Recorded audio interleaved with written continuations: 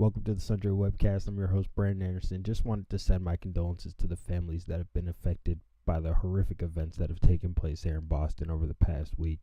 And thank you to those extraordinary people who have been able to keep us safe and who will continue to keep us safe. So I can talk about sports and play sports, and you can do what you love with those that you love as well and be safe. With that said, hope you enjoy the show. Yeah, I could use a dream or a genie or a wish to go back to a place much simpler than this. Cause after all the partying and smashing and crashing, and all the glitz and the glam and the fashion, and all the pandemonium and all the madness. Very emotional Fenway Park Saturday as the Red Sox took on the Kansas City Royals, and Daniel Nava was able to win the game with a 3-run home run in the bottom of the 8th. Before the game started, Big Papi came out, said a few words to the crowd, really pumped everybody up. Boston strong it was, as the Red Sox supported the logo, the Boston logo on the front of their jerseys instead of the regular Red Sox. Very, very emotional, very great scene. Glad the Red Sox were able to pull it off. Very exciting. And they're off to a great start, 12-6. Hopefully they can keep it up, build off of the momentum that they've been able to sustain over the past week while emotions have been running high here while they were on the road in Cleveland. Very good stuff, Red Sox. Great job. Next, I wanted to get to the NBA playoffs. A lot of great action going on. I said that I wasn't going to watch the Heat game, but come on, it's LeBron. How can you not watch LeBron, right? And they just rolled over the Bucks. It was fun to watch, though. LeBron dunked on everybody, and D-Wade did his thing. So I'm looking for the Heat to go ahead and cruise on through this series. One series that I don't see any cruising going on in is going to be the Knicks and the Celtics series. Melo went off. 36 points, 6 rebounds, and 4 steals. Did I say 4 steals? Yeah, I said 4 steals. Melo playing some D, doing it on both sides of the court. Now, Knicks fans, I don't want you to get too excited. I will say that I do think I might have been wrong. I'll say it. I might have been wrong. I do see the Knicks taking this series from the Celtics now. After the first game and seeing that the Celtics just don't have anything coming on that second line of their bench, and the Knicks, and now I don't think it's the best bench in the playoffs, but you have J.R. Smith coming off scoring 15, easy, and then they have Kidd who can chip in 8 and Kenyon Martin who can chip in 8 as well. And Steve Novak didn't even have any points. You want to talk about, they're doing it with a little bit of their bench, not even their entire bench. And I want to get back to Melo now, 36 points, 6 rebounds, and 4 steals. He did his thing, no doubt about it. But he did have to make some adjustments, okay? So he came out, lightened it up early in the game. Only passed 3 times on 26 touches in the first half. And okay, he started off hot. That's okay. I can understand. So he passed 3 times on 26 touches. And then not only that, to end the first half, he missed 11 of 13 shots. Coming out to the second half, he switched it up a little bit. Passed on 15 of 33 touches. Okay, so not only did he distribute the ball a little more, but the ball also came back to him more often, seeing 33 touches. So you see in the first half, the teammates are not as inclined to dish it because they know they're not going to get it back. But once Melo starts passing it a little bit more, he's going to get it back a little bit more. Okay, give a little, you get a little.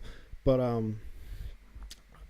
no doubt about it that had an effect in the second half. Not only offensively, but defensively as well. You see the Knicks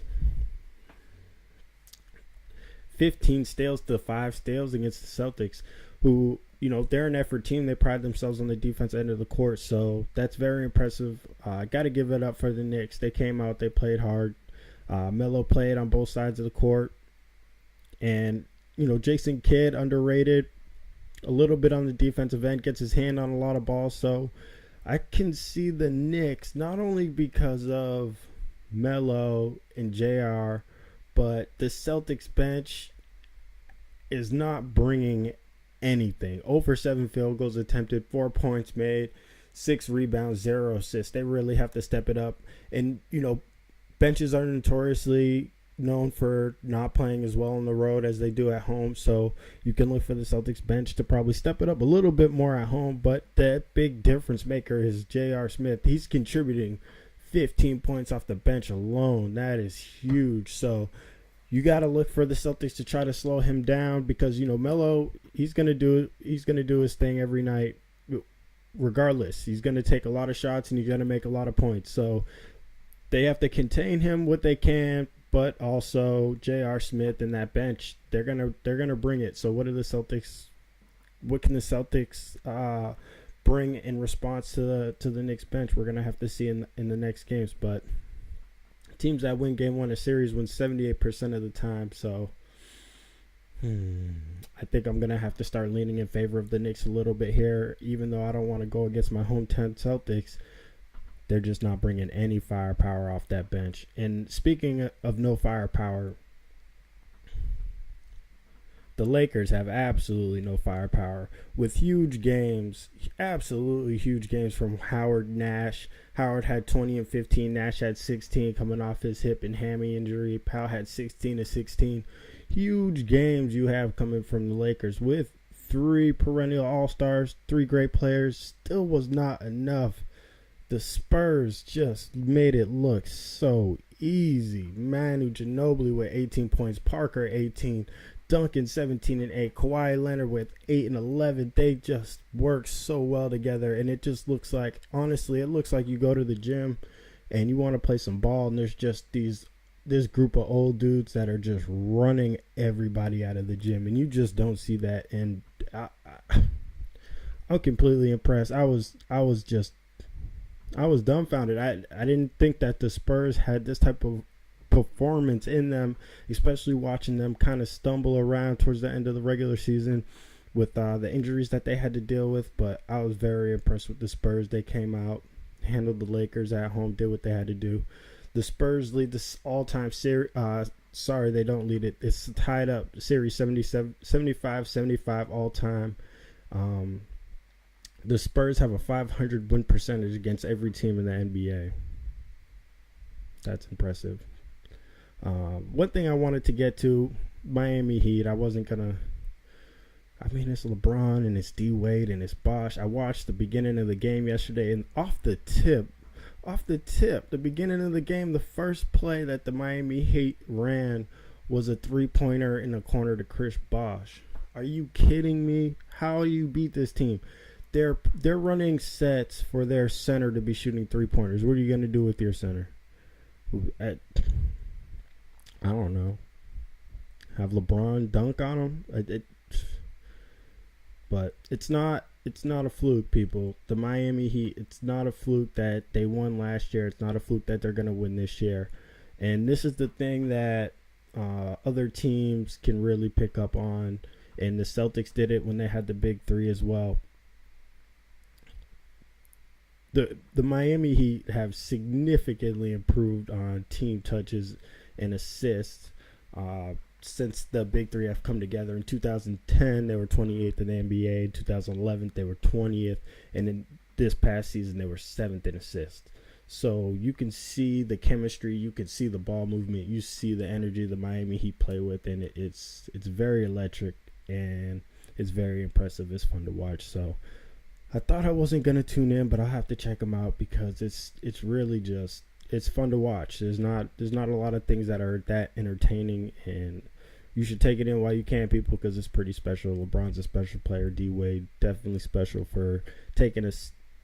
I don't even know how you say backseat to LeBron, but he still goes off. Fun to watch. Check it out. NBA playoffs are heating up. Got to see the Denver Golden State Warriors game as well. Denver really impressed me. Golden State really impressed me as well. But their big man, David Lee's out for the playoffs with a torn hip flexor. So I'm going to have to stay with my guns there and say that Denver's going to take that series as well. Brooklyn played the Bulls. They won easy.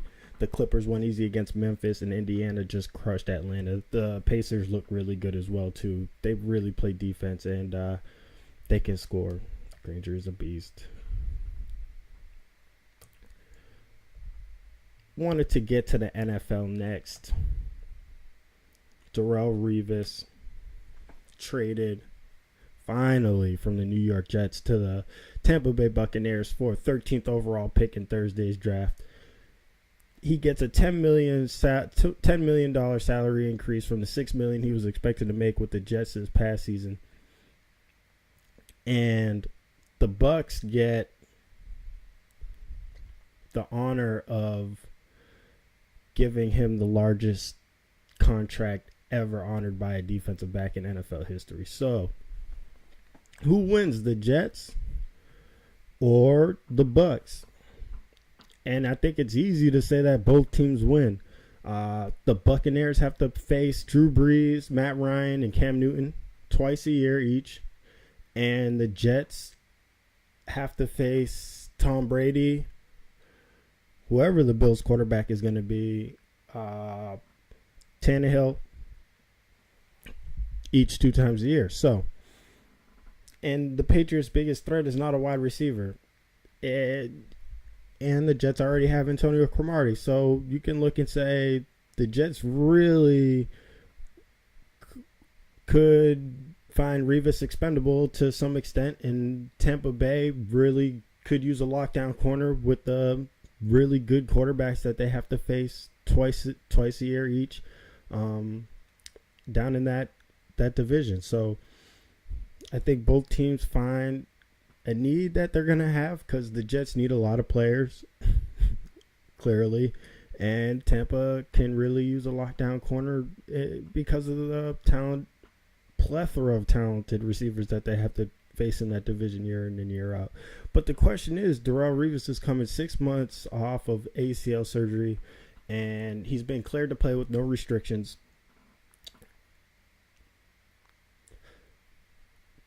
Do you want your highest paid player to be a defensive back that has just come off knee surgery? If I'm a GM, no, absolutely not. I want my highest paid player to be either my left tackle, my security guard, or my pretty boy quarterback throwing touchdown passes all game. Can I understand why the Buccaneers might want Darrelle Revis to be their highest paid player? Yes, I could definitely understand that. But me personally, no. I'd rather have my pretty boy quarterback be the highest paid player and everybody looking up to him because he's throwing TD passes and the offense is high flying and everybody's having a good time. But there's obviously intangibles that Darrelle Revis brings that not a lot of defensive backs or defensive players bring to the table. His leadership skills are unquestioned, and Rex Ryan has never denied that. Neither has anybody in the Jets locker room. So, a lot of upside for Tampa picking him up. A lot of risk coming off the knee surgery. There's risk there no matter what. I don't care who you are. Adrian Peterson, miraculous story, but coming off knee surgery, there's worry. So. You got to say. But the Jets did a similar thing back in 2001 when they traded disgruntled wide receiver Keyshawn Johnson for 2 first-round picks. And I think you got to believe that getting draft pick compensation, 4 or 5 players for one player, you got to see that as – I see that as winning no matter what. The NFL is just too diverse a league to think that one player is going to make that big of a difference on your team. Gronk got hurt and the Super Bowl line didn't move. There's only a handful of players that can move that Vegas line over, so that alone shows you the impact that individual players have on football games, outside of the quarterback. And the further you get away from the ball, the more expendable you become. and your value also.